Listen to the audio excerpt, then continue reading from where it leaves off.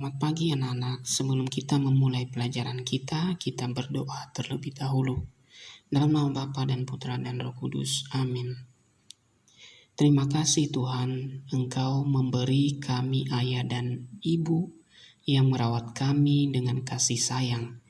Ajarilah kami Tuhan untuk menyayangi ayah dan ibu dengan rajin berbuat baik. Amin. Dalam nama Bapa dan Putra dan Roh Kudus. Amin. Sebelum kita masuk pada tema kita hari ini, marilah kita bernyanyi terlebih dahulu.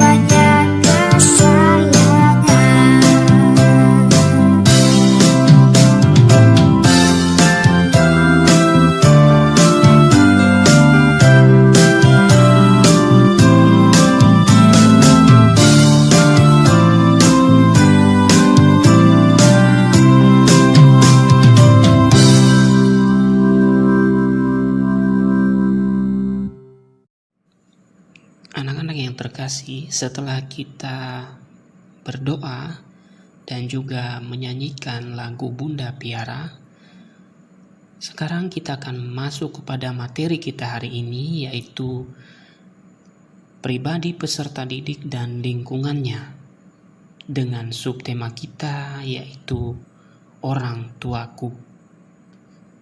Dalam materi ini kita belajar tentang bagaimana Kitab Suci mengajarkan kita untuk menghormati orang tua kita dan juga menghormati orang-orang yang lebih tua dari kita.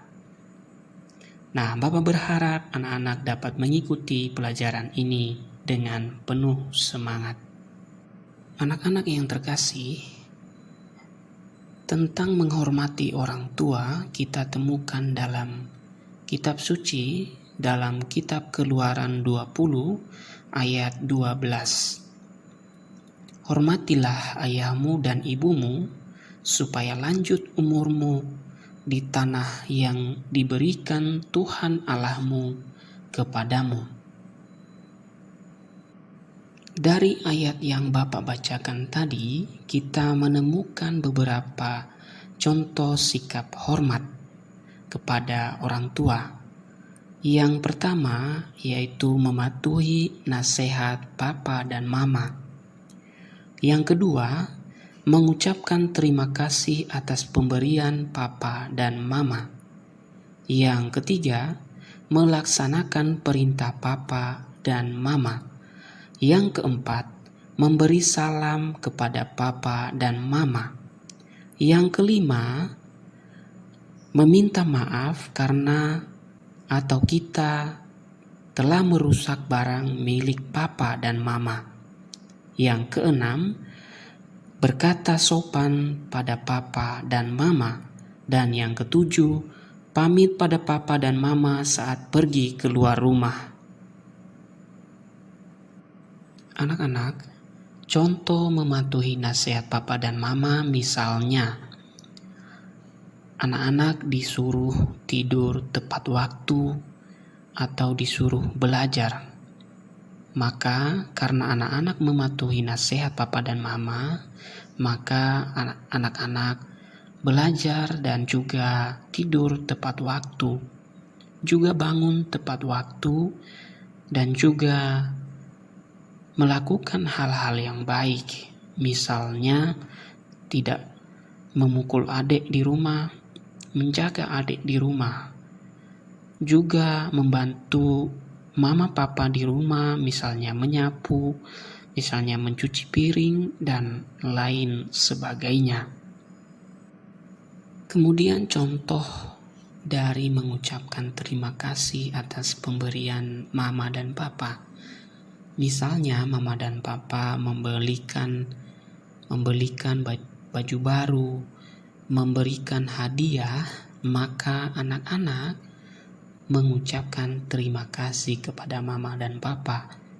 Dan dengan demikian anak-anak semakin semangat, terutama dalam belajar, karena mama dan papa memberikan hadiah kepada anak-anak.